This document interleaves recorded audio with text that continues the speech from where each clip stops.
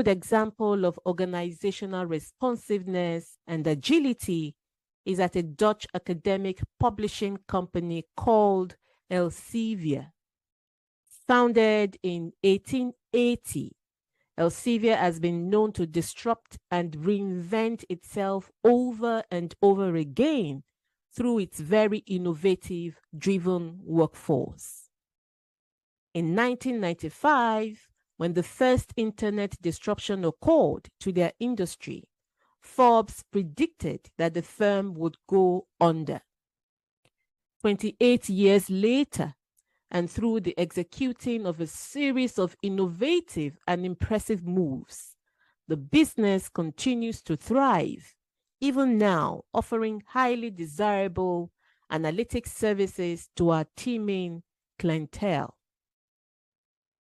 Another notable example of organizational responsiveness is the evolution at the New York Times. In what can be described as a major revamp of our business strategy, New York Times created a whole new strategy leveraging digital technology. Truth be told, and from an industry standpoint, one of the biggest tragedies that befell the business of media was the arrival of Google on 4th September 1998.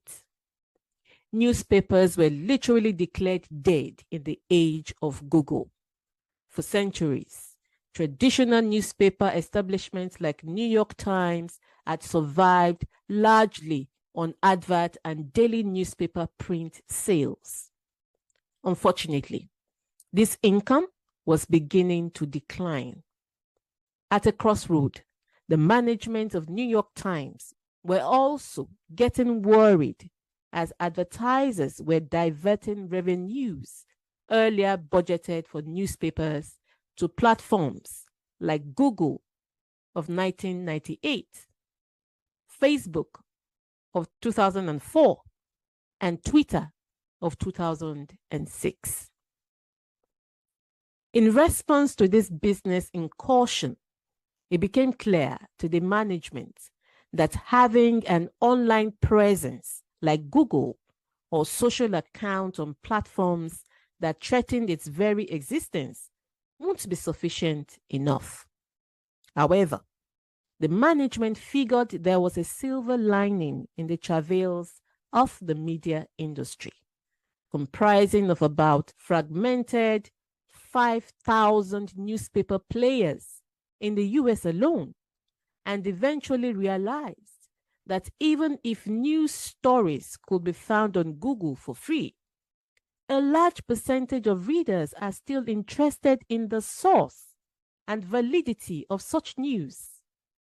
And as such, the management insisted that such information cannot be free on New York Times platform. In one of the key responses, New York Times set up its online platform and imputed a payment wall that allows you to read some news stories for a specific period, ranging from 7 to 30 days, and thereafter charge a subscription.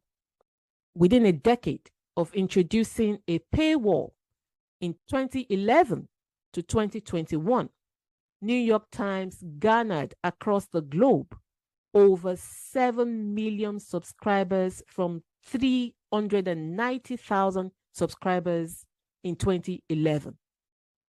As of September 2020, full year financials, New York Times grossed approximately $1.8 billion in revenue.